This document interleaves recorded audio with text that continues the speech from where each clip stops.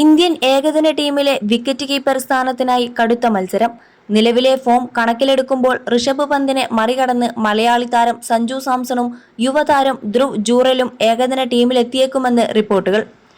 IPL 2026 മോശം form പന്തിന് തിരിച്ചടിയാകുമ്പോൾ തകർപ്പൻ പ്രകടനവുമായി സഞ്ജു സാംസൺ ഏകദിന ടീമിലെ തന്റെ സ്ഥാനം ഉറപ്പിക്കുകയാണ്.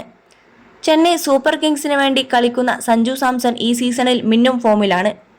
8 മത്സരങ്ങളിൽ നിന്നും 2 സെഞ്ചുറികളടക്കം 304 റൺസാണ് സഞ്ജു ഇതിനകം അടിച്ചുകൂട്ടിയത്.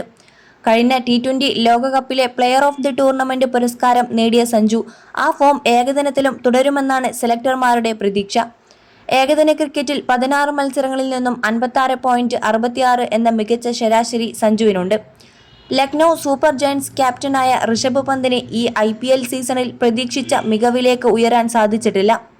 8 ഇന്നിംഗ്സുകളിൽ നിന്നും വെറും 189 റൺസാണ് താരം നേടിയത്. ഒരു തവണ മാത്രമാണ് 50 റൺസ് കടക്കാൻ സാധിച്ചത്. പരിക്കിനെ തുടർന്ന് കഴിഞ്ഞ കുറച്ച് ഏകദിന പരമ്പരകൾ പന്തിന് നഷ്ടമായിരുന്നു. പന്തിന്റെ ഏകദിന ശരാശരി സഞ്ജുവിനേക്കാൾ വളരെ പിന്നിലാണെന്നതും ശ്രദ്ധേയമാണ്. ദക്ഷിണാഫ്രിക്ക, സിംബാബ്വെ, നമീബിയ എന്നിവിടങ്ങളിലായി നടക്കാനിരിക്കുന്ന അടുത്ത ഏകദിന ലോകകപ്പിനായുള്ള തയ്യാറെടുപ്പിലാണ് ഇന്ത്യ. 21 ലക്ഷത്തോളം സന്തുഷ്ടരായ ഉപഭോക്താക്കളും 2 ലക്ഷത്തോളം തിമിര ശസ്ത്രക്രിയകളും പൂർത്തിയാക്കിയ മലബാറിലെ ഏക കണ്ണാശുപത്രി Al Salama eye hospital, hospital road, Perinthalmanna.